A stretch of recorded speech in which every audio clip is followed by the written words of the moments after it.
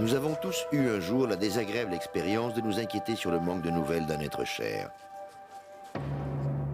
Les minutes passent, puis les heures, et avec elles monte l'angoisse.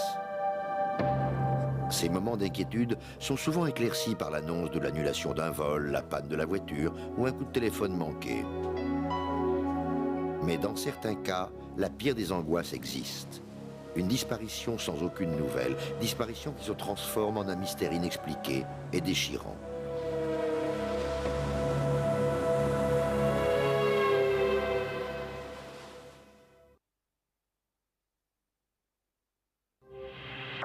« 911, puis-je vous aider? Ici Philip Taylor Kramer. Oui, oui, ici le 911. Que puis-je faire pour vous, monsieur? Écoutez, je vais me suicider, mais avant je voudrais dire à tout le monde que O.J. Simpson est innocent. D'accord, mais quel est votre nom? Allô? Allô? Sur cette déclaration sibylline, Taylor Kramer a disparu sur l'autoroute près de Los Angeles le 12 février 1995. C'est une des disparitions les plus déconcertantes qui soit, sans aucun indice et fil conducteur. Les théories avancées sur cette disparition penchent pour l'accès de folie ou pour un enlèvement par des extraterrestres. Peut-être pourrions-nous croire à l'un ou l'autre de ces scénarios. Pourquoi pas? Mais une chose est sûre en tout cas, nous n'écartons aucune de toutes ces possibilités. Au moment de sa disparition, Kramer roulait sur l'autoroute Ventura pour regagner sa maison à Southern Oaks. En plus de son appel au 911, il a passé d'autres coups de fil de sa mini-fourgonnette. Appel assez troublant. Beaucoup d'entre eux ont été passés à son ami de longue date, Ron Bushy. Lorsque j'ai écouté mon répondeur, mon Dieu, au moins une trentaine de messages étaient enregistrés. Le premier venait de Taylor, il disait « Bush, c'est Tails, je t'aime plus que la vie. » Puis plus rien. Le silence, c'est tout.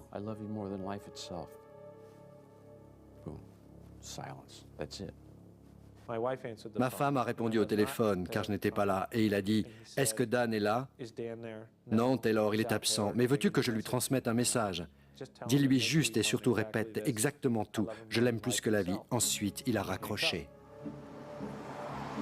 Kramer a aussi téléphoné à plusieurs reprises à sa femme Jennifer en lui disant qu'il l'aimera toujours. Puis, il lui a récité une citation prise dans ses recherches sur le paranormal, son obsession de ces dernières semaines. On se retrouvera de l'autre côté. Ce dimanche matin, Kramer a passé son appel incompréhensible au 911 à 11h59, à seulement 16 km de chez lui. Le soir, la famille de Kramer a appelé la police de l'autoroute Ventura pour leur signaler sa disparition. 2 jours plus tard, ils ont engagé un détective privé et démarrèrent les recherches de leur côté. Les résultats de l'enquête sur le cas déconcertant de Kramer font découvrir un personnage à la vie réussie et heureuse, mais aussi un caractère à tendance paranoïaque et compulsive.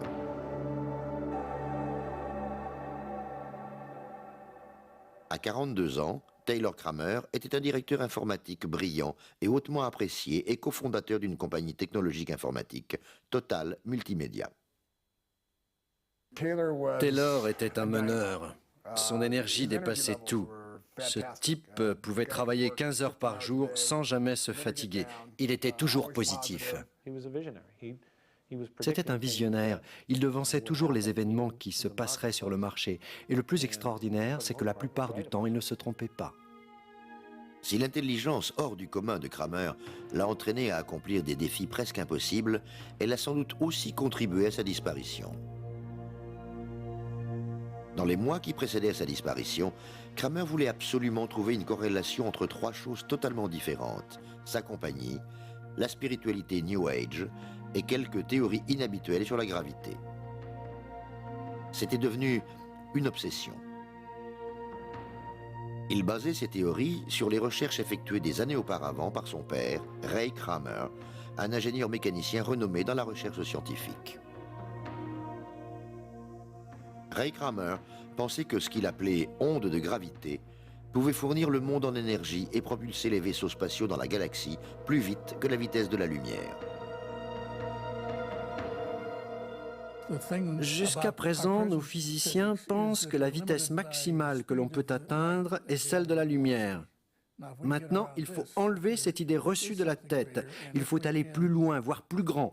Si nous pouvons utiliser cette énergie, nous traverserons l'univers. Nous n'aurons plus de barrières. À Youngstown, dans l'Ohio, le petit garçon Taylor Kramer a grandi dans la fascination des profondes théories et des expérimentations de son père. En 1964, quand les rayons laser ont été découverts, essentiellement grâce aux histoires de science-fiction, Taylor, âgé de 12 ans, a gagné le premier prix d'un concours de sciences. Il avait inventé un rayon laser et l'a testé sur un ballon qu'il a fait éclater. À l'adolescence, la musique de rock'n'roll a pris le pas sur son amour de la science. Taylor jouait de la guitare électrique et en 1974, à l'âge de 22 ans, il part en tournée et enregistre des albums avec le groupe de rock Iron Butterfly. À la fin des années 60, Iron Butterfly était en tête des hit parades avec 2 tubes. Kramer jouait de la guitare basse et écrivait quelques chansons pour le groupe, mais la science faisait toujours partie de lui-même. Quand nous composions des chansons, nous pouvions y passer des nuits entières. Nous écrivions la musique et nous avions plein de discussions philosophiques. Taylor voulait toujours me parler de toutes ces théories les plus dingues. Il était fou. Entre 2 inspirations de chants et de paroles, il cherchait toujours à résoudre des équations avec des tonnes de formules différentes. Durant 3 ans, le groupe Iron Butterfly a enregistré à peu près 20 tubes, mais petit à petit les ventes ont diminué et les concerts avaient moins de fans. Le groupe s'est donc séparé et Kramer est retourné à son premier amour, la science. Il passe un diplôme dans l'ingénierie électrique et en 1982 intègre la compagnie Northrop, tandis que le boom de l'ère militaire Reagan commençait. En l'espace de 5 ans, Taylor Kramer effectue un changement de look total, troquant ses cheveux et sa guitare contre le badge de l'une des plus grandes sociétés de défense nationale des États-Unis. Il est dirigé vers l'étude du missile nucléaire MX et travaille sur l'amélioration de son système de guidage. De nos jours, les recherches de Kramer sur ce sujet sont encore secret défense. Lors de son embauche, il a dû signer une promesse sur l'honneur de respecter le secret défense. Si le gouvernement a jugé utile de lui demander cette signature, c'est qu'il devait avoir accès à du matériel et à des renseignements top secrets. Vous ne délivrez pas un tel certificat s'il n'y a pas de bonne raison. Son travail antérieur sur le missile MX est peut-être un fil conducteur à sa disparition. Dans l'année 1986, Kramer en a eu assez de l'industrie de la défense. Aussi décide-t-il de démissionner afin de travailler pour lui. En 1990, il crée une société appelée Total Multimédia, TMM, spécialisée dans la vidéo informatique et la technologie des CD-ROM. Tout va bien aussi dans sa vie affective. En 1989, il se marie et fonde une famille. La société de Kramer, en pleine expansion, engage alors un directeur controversé qui l'introduira dans les pratiques New Age. Kramer deviendra alors obsédé par l'idée de réunir ses croyances avec la science. Une autre piste éventuelle à relier à sa disparition.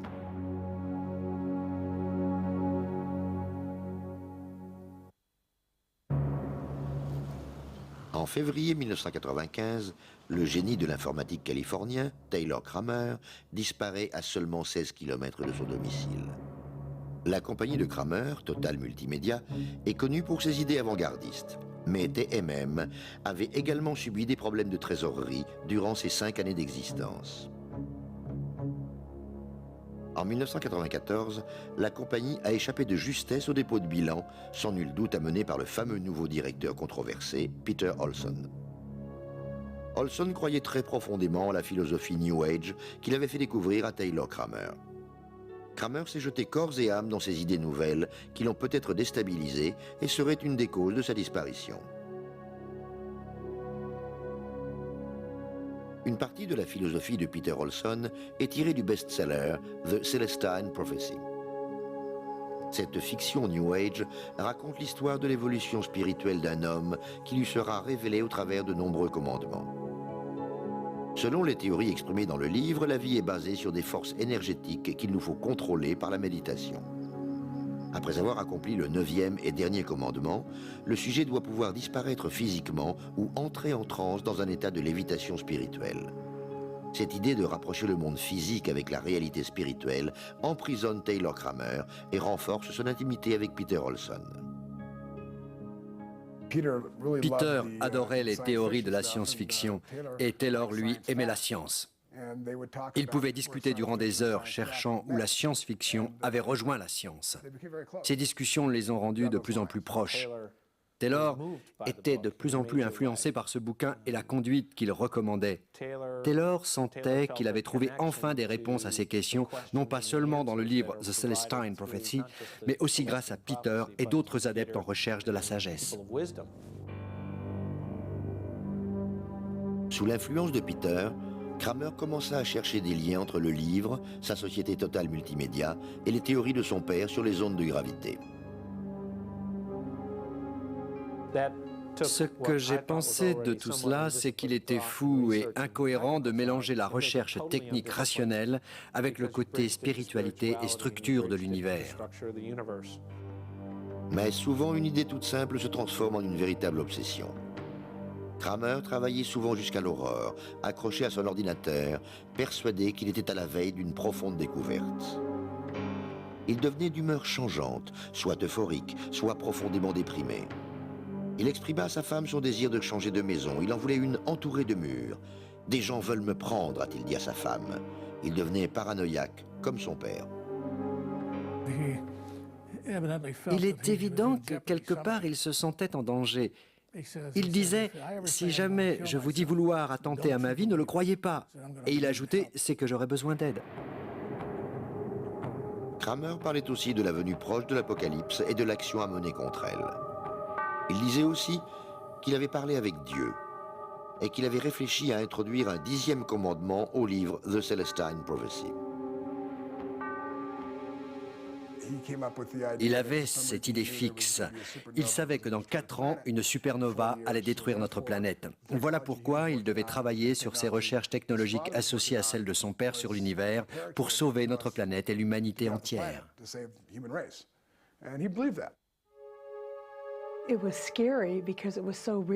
C'était pathétique parce qu'il y croyait tellement. Taylor voulait me parler de cette supernova et de son action de sauver les gens. Il fallait que je me concentre en faisant le signe qu'il me montrait en me parlant, une 12aine de fois. Et après, je me sentirais mieux. Si tout le monde méditait, le monde irait mieux. Finalement, le 10 février 1995, l'ami et collègue de travail de Kramer, Dan Shields, lui demande de s'asseoir et d'écouter les craintes qu'il avait à son sujet, à savoir qu'il perdait ses facultés mentales. Taylor a proposé de lui démontrer que son travail était clair et qu'il était sain d'esprit. Et il m'a convaincu qu'il voulait juste prendre un peu de repos. Nous avons donc conclu qu'il m'appellerait le samedi matin, puis le dimanche matin, et que nous ferions alors le point. Kramer tint parole et appela Dan les 2 matins de suite. Il me paraissait beaucoup mieux, plus de discussions sur la spiritualité, l'univers ou les extraterrestres ou des sujets semblables. Non, il semblait très lucide, très clair, calme, très calme.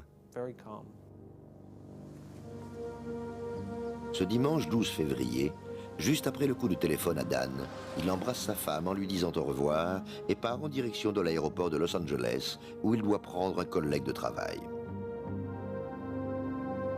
Sur la route, Kramer s'arrête rapidement à l'hôpital de Los Robles pour rendre visite au père de Jennifer. Puis il reprend l'autoroute le conduisant à l'aéroport.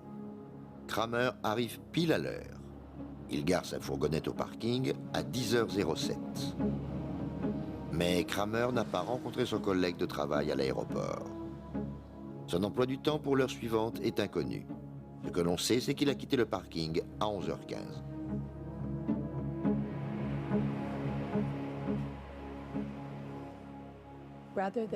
Plutôt que de payer le parking, il a signé au receveur du péage une reconnaissance de dette de 3 $. Pour un homme qui brasse $1 million par jour, nous avons trouvé étrange qu'il n'ait pas d'argent pour payer un parking. Kramer reprend l'autoroute de San Diego afin de regagner sa maison de Thousand Oaks. C'est sur le trajet qu'avec son téléphone de voiture, il passera tous ses coups de fil à sa famille et à ses amis. Notamment le fameux à sa femme où il lui disait qu'il la retrouverait dans l'au-delà. Et à 11h59, son dernier mystérieux appel au 911. 911, puis-je vous aider? Ici Philip Taylor Kramer. Oui, ici le 911. Que puis-je faire pour vous, monsieur?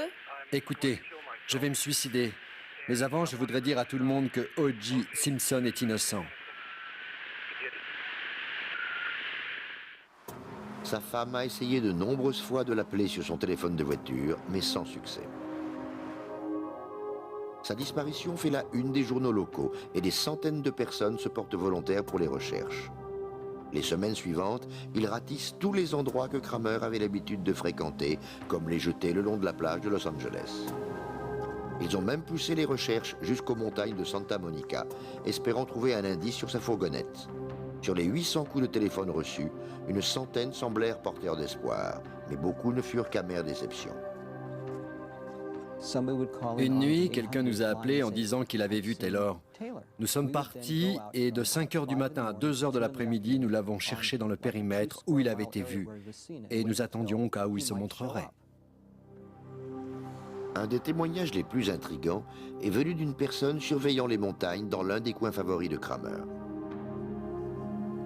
Une femme a rapporté avoir rencontré un homme semblant gentil et seul, qui paraissait correspondre à la description de Kramer. Elle a décrit en particulier son sourire distinctif et sa taille exacte de 1,83 m. Comme d'habitude, les amis de Kramer ont passé le coin au peigne fin, mais n'ont rien trouvé. Se basant sur l'étrange comportement de Kramer les derniers mois, la police commençait à croire qu'il s'était effectivement suicidé. Les proches de Kramer ne pouvaient admettre la théorie du suicide. Elle ne correspondait pas avec sa personnalité et sa façon de vivre avant de disparaître. Si je pense qu'il s'est suicidé? Oh non, il n'aurait jamais fait cela. S'il avait pensé se suicider, il aurait sûrement fait quelque chose pour protéger sa famille et ses amis, spécialement sa fille Haley et sa femme Jennifer. Je suis sûr qu'il aurait mis de l'argent de côté, vendu et placé des actions, parce que Taylor était comme cela. Il a toujours pensé aux autres. Mais la théorie qui éloigne le plus sûrement le suicide est que son corps et sa fourgonnette n'ont jamais été retrouvés. Je ne peux même pas l'imaginer téléphoner en disant « je vais me tuer ». Et même en supposant qu'il l'ait fait, où est sa camionnette? Il a disparu. Personne n'a utilisé son téléphone cellulaire, ni la carte de sa compagnie ATM, ni sa carte de crédit. Personne ne l'a revu. Où est-il? Que fait-il? Tous les proches de Kramer ont tout essayé pour expliquer cet énigmatique coup de téléphone au 911. Suite à la disparition en Californie d'un informaticien, Taylor Kramer, en février 1995, des centaines de gens ont décortiqué toutes les pistes qui auraient pu indiquer l'endroit où il pourrait se trouver. Son dernier message envoyé de son téléphone de voiture au 911 paraît le plus bizarre. 911, puis-je vous aider? Écoutez, je vais me suicider, mais avant, je voudrais dire à tout le monde que O.J. Simpson est innocent.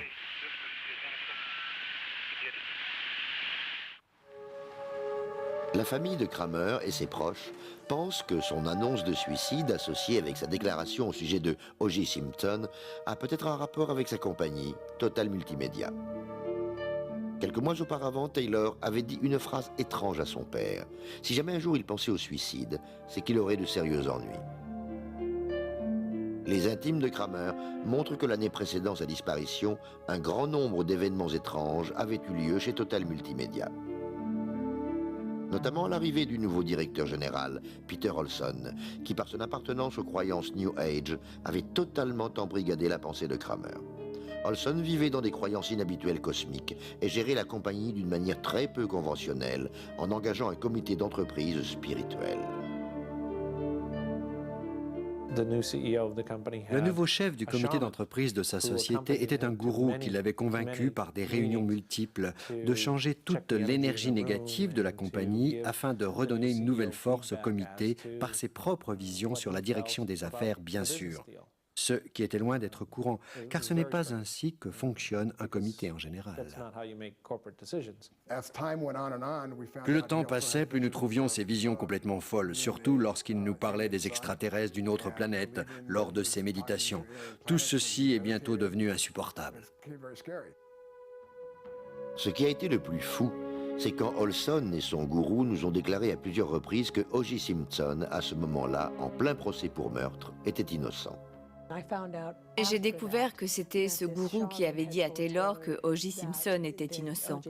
L'appel au 911 étant la seule piste que nous ayons pour diriger nos recherches, c'était sa dernière étrange déclaration. Aussi, nous devions savoir pourquoi il avait dit cela. Cathy Kramer craint que le comportement bizarre de son frère n'ait été causé par un dérèglement de l'esprit. Ce gourou était aussi connu pour être un hypnotiseur. Quel genre d'influence a-t-il eu sur mon frère? Comment mon frère a-t-il interprété toutes ces choses que le gourou déclamait? Quelles étaient ces informations? Est-ce tout cela qui l'a rendu fou? 911, puis-je vous aider? Un autre signal s'était également produit. Kramer s'était mis à utiliser un de ses prénoms, Philip Taylor Kramer, qu'il n'avait pas utilisé depuis 12 ans. Je ne sais pour quelle raison il n'a jamais aimé ce prénom de Philippe. Peut-être l'intimidait-il. Mais il y a aussi un côté financier à cette affaire. Peu de temps après la disparition de Kramer, $1 million placés et un gros salaire ont été attribués aux membres de l'équipe de TMM. Le partenaire en affaires et ami de Kramer, Tom Simpson, est convaincu que ces transactions auxquelles Kramer était farouchement opposé sont hautement suspectes. Ce sont des millions et des millions de dollars qui ont été détournés de TMM. Nous ne pouvons même pas encore le chiffrer. Mais si vous faites le compte, ça pourrait pousser quelqu'un au crime. Tom Simpson et plusieurs autres sont allés rapporter ces soupçons au chef de la police du comté de Ventura, dans l'espoir de l'ouverture d'une enquête criminelle sur certains individus de TMM. Cependant, l'enquêteur Tom Bennett, après avoir étudié le dossier, a jugé que ces allégations manquaient de preuves. Un changement de direction, de salaire et des transactions courantes qui ont lieu après une disparition ne signifie pas obligatoirement que quelqu'un est attendu pour frauder. Nous ne pouvons enquêter sur une personne en la soupçonnant de malversation, voire même de meurtre, sans avoir un indice nous prouvant que tout ceci pourrait effectivement s'être passé. Cependant, TMM n'apporte pas son soutien à la recherche de Kramer et refuse de financer un détective privé. 3 jours après la disparition de Taylor, le directeur général de la société a informé Dan et moi-même qu'il s'était débarrassé du détective. Le gourou avait vu Taylor au sommet d'une montagne, priant et réfléchissant sur sa vie. Dan et moi avons refusé de renvoyer le détective privé en nous basant sur cette information. C'est donc Tom et moi qui avons personnellement financé les recherches. À ce jour, TMM n'a jamais versé $1 pour l'enquête. Jamais. Au fur et à mesure que les jours et les semaines passent, arrivent de nouvelles théories, toutes plus ou moins farfelues, sur l'enlèvement de Kramer. Cela passe par l'enlèvement, soit par des terroristes étrangers intéressés par les recherches de Kramer sur les systèmes de conduite de missiles, soit par des agents gouvernementaux plus attirés, eux, par ces recherches sur les ondes de gravité. La possibilité de communiquer instantanément n'importe où sur la Terre ou dans le système solaire via les ondes de gravité peut entraîner de terribles implications. Cette découverte pourrait en effet être une très bonne raison pour qu'un gouvernement étranger ou notre propre gouvernement fomente son enlèvement. La disparition de Kramer a retenu l'attention d'un congressiste américain, James Traficant, originaire de la même ville que lui dans l'Ohio. James pense que la disparition de Taylor relève peut-être de la sécurité nationale et que le FBI n'y est pas étranger. Il était capable d'aboutir à un système de guidage imparfait. Laissez-moi vous expliquer. Le MX n'était pas au point lorsqu'il a été lancé. On ne savait même pas où il allait atterrir. Cet homme était loin d'avoir tout résolu avec son système de guidage. Le monde est peuplé de fous et de fanatiques et ces missiles soi-disant autoguidés pouvaient les intéresser. Même s'il savait que le système n'était pas encore au point, Kramer, par sa science, attirait ces gens. Mais à ce jour, le FBI a affirmé que le cas de Kramer relevait uniquement de la police locale. Il a aussi démenti toutes les théories d'enlèvement de leur part, réfutant qu'il n'y avait aucune indication ni aucune affirmation permettant de soutenir la thèse d'un enlèvement par les services secrets de quelque pays que ce soit.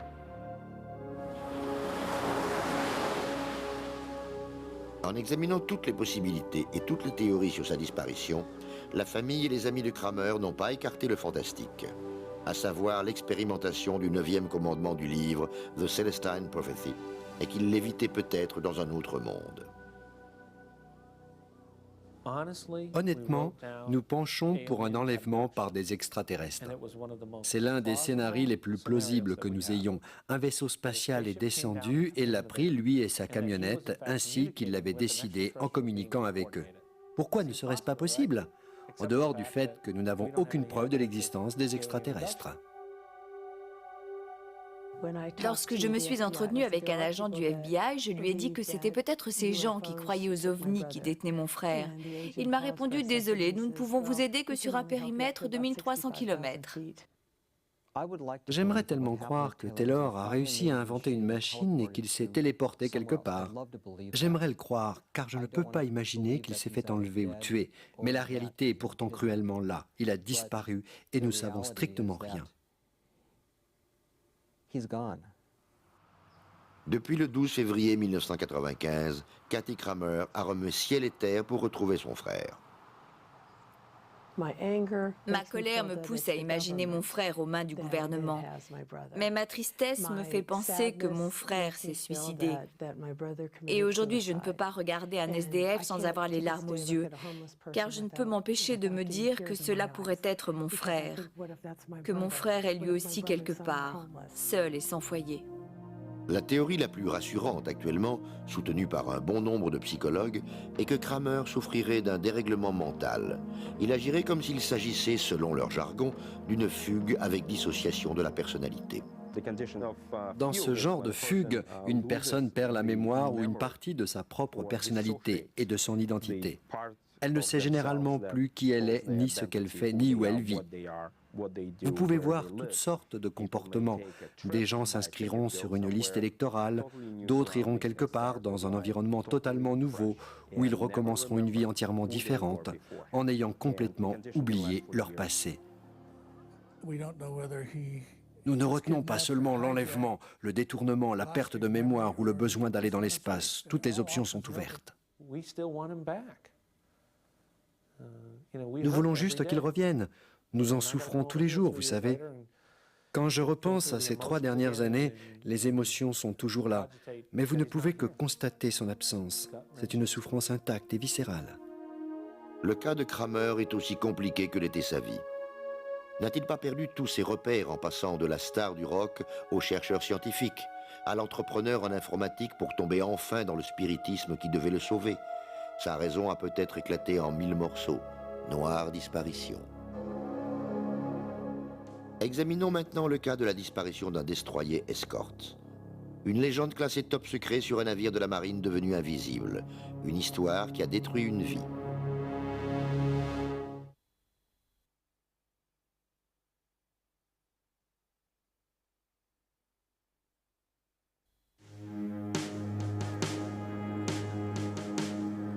États-Unis, base navale de Philadelphie.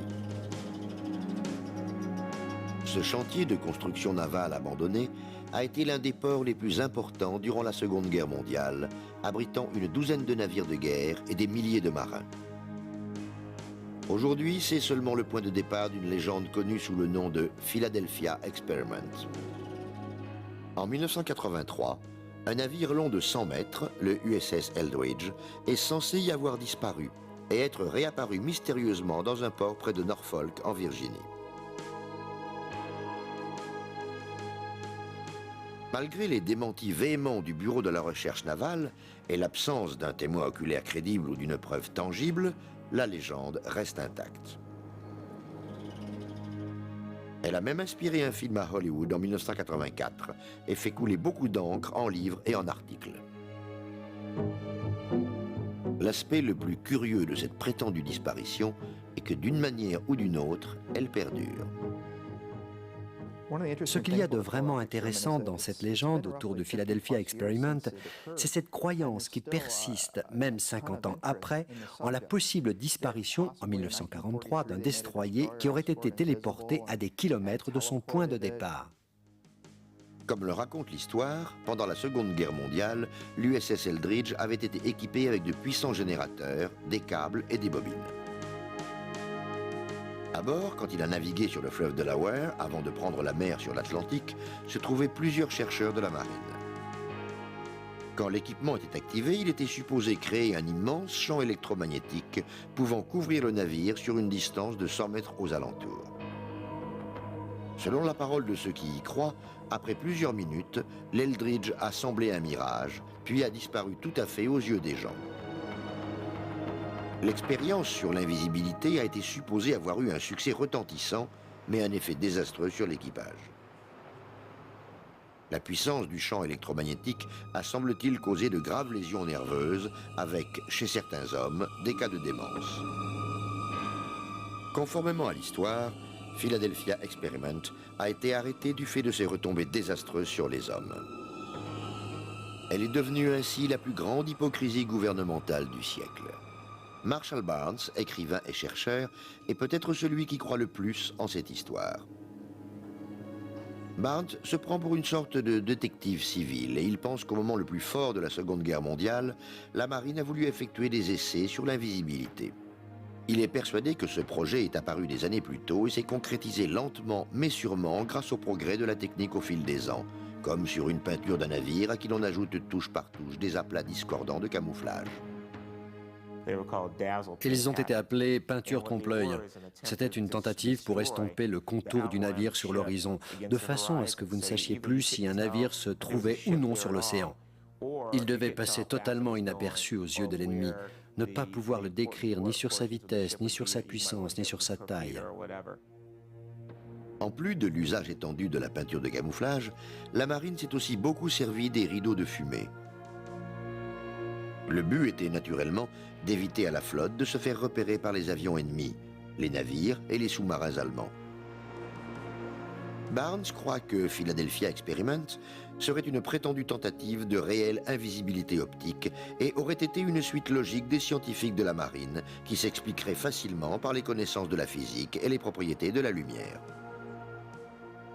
Ils ont essayé de se servir d'un puissant champ électromagnétique afin d'envelopper tout le bateau. Par ce champ, ils voulaient créer une décharge électrique subite dans l'atmosphère autour du navire, provoquant un immense trouble dans l'air. Trouble qui, conjugué avec la lumière propagée par le champ électromagnétique, semblerait causer un effet de mirage. Marshall Barnes pense que le champ électromagnétique qui aurait soi-disant environné l'Eldridge a créé cette illusion d'invisibilité en se réfractant légèrement plus loin que le navire. Un peu comme à travers un prisme géant. Et c'est cet effet qui a donné l'impression de mirage et d'invisibilité de l'Eldridge sur l'horizon. Les effets de mirage sont un phénomène connu. Ils peuvent apparaître quand la lumière est réfractée par l'air lors d'un changement de densité, par exemple au cours d'une très chaude journée d'été. Cela déforme les contours des objets, les tordant dans tous les sens.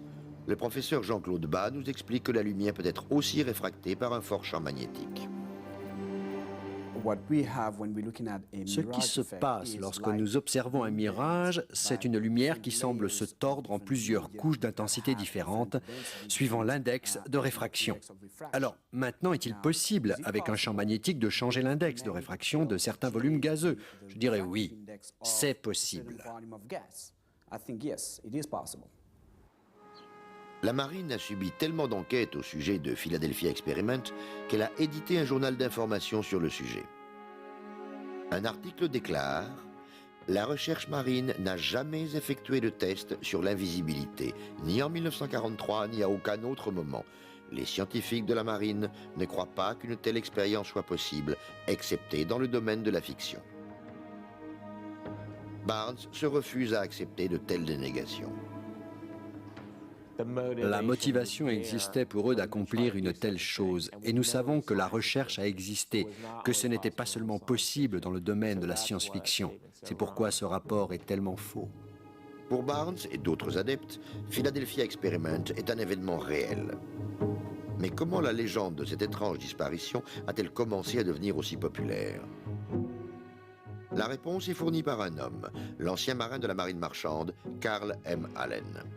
Jusqu'à sa mort en 1993, Allen a revendiqué avoir été un témoin de Philadelphia Experiment depuis le pont de son cargo, le SS Andrew Furuzet. Allen a raconté son histoire à travers une série de lettres dans lesquelles il a souvent utilisé le pseudonyme Carlos Miguel Allende. Les lettres furent envoyées au milieu des années 50 à un auteur de science-fiction sur les ovnis, Maurice Jessup. Dans ces lettres, Allen expliquait que cette expérience était une application réussie de la théorie du champ unifié d'Einstein. Un résultat fantastique, un navire naval n'avait pas seulement disparu aux yeux du monde, mais il avait physiquement disparu. Carl Allen, dans sa première lettre, écrit que l'expérience tentée par la marine de rendre un destroyer invisible en l'enveloppant dans un puissant champ magnétique a provoqué un changement dans la dynamique du navire et de son équipage. Allen s'apprêtait à faire une déclaration encore plus fracassante à l'auteur Maurice Jessup. Il affirme que la disparition par téléportation de l'Eldridge et de son équipage, du chantier naval de Philadelphie à Norfolk en Virginie et leur retour, n'a duré que quelques minutes. Cet événement théoriquement extraordinaire a été quelque peu terni par les blessures survenues à l'équipage. Suivant le témoignage de Carl Allen, de nombreux marins auraient vomi, certains avaient l'air vraiment mal en point et d'autres hommes auraient disparu. Certains semblaient devenir translucides, quelques-uns disparaissaient puis réapparaissaient. Carl Allen mentionne aussi que quelques hommes se sont enflammés. Allen écrit que même après que le champ magnétique fut arrêté, il a eu l'impression que des hommes avaient l'air congelés ou d'autres englués dans de la mélasse. Il a aussi affirmé qu'une partie de l'équipage a continué de changer d'aspect, devenant soit visible, soit invisible ou translucide. En fait, le journal de bord officiel de guerre pour l'Eldridge ne mentionne aucune indication d'une quelconque activité inhabituelle en octobre 1943. Et pas un seul homme de l'équipage de Allen n'a soutenu ces allégations. Mais en revenant à l'année 1956, l'auteur Maurice Jessup, suffisamment intrigué par les lettres de Allen, décida de lui répondre. Il lui demandait plus de détails et de preuves concernant son extraordinaire récit. Dans le même temps, Allen avait entrepris un second et encore plus curieux projet.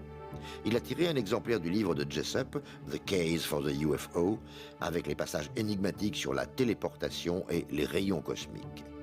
Il l'a ensuite posté anonymement au bureau de la recherche navale, situé désormais à Washington, D.C.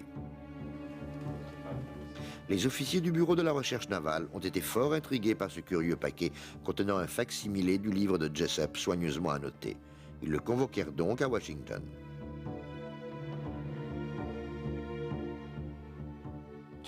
Jessup a répondu consciencieusement à la convocation et tandis qu'il lui montrait le livre, il a aperçu l'écriture des annotations et a tout de suite fait le rapprochement. « J'ai reçu des lettres de la personne qui a fait ces commentaires.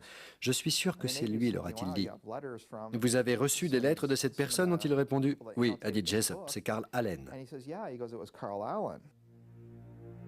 Satisfaits d'avoir pu mettre un nom sur le mystérieux annotateur, ils en conclurent que ce n'était qu'un canular et la marine ne s'occupa plus du cas bizarre de Carl Allen. Néanmoins, les curieux mots des dires d'Allen firent leur chemin. Les copies de la version annotée du livre The Case of the UFO furent très recherchées dans le milieu des mordus d'OVNI. Une légende était née.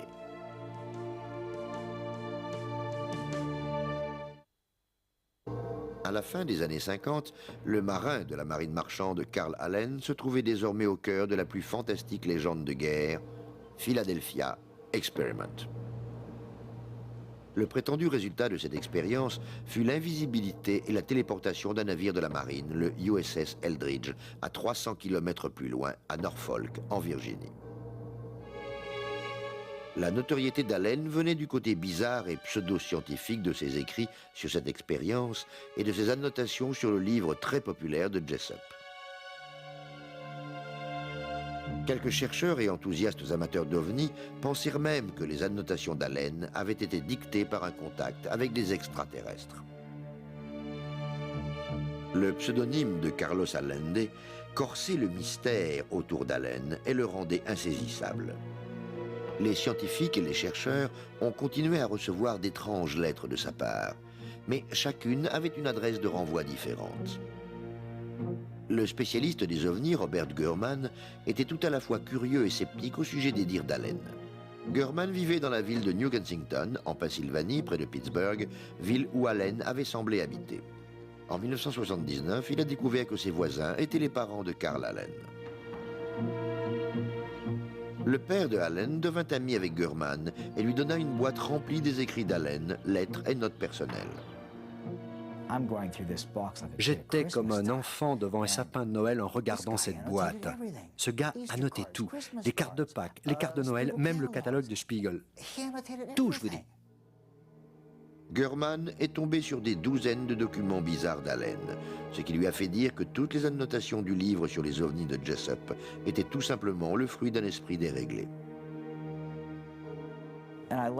Et j'ai appris cette triste et pathétique vérité sur ce grand mystère qui avait poussé tellement de gens à écrire des livres pour le raconter.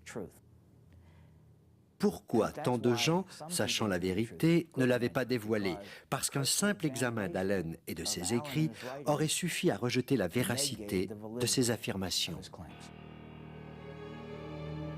Gurman a interrogé les proches d'Allen, qui tous lui ont décrit un homme intelligent mais perdu. Il vivait comme un clochard, acceptant encore l'aumône de sa famille.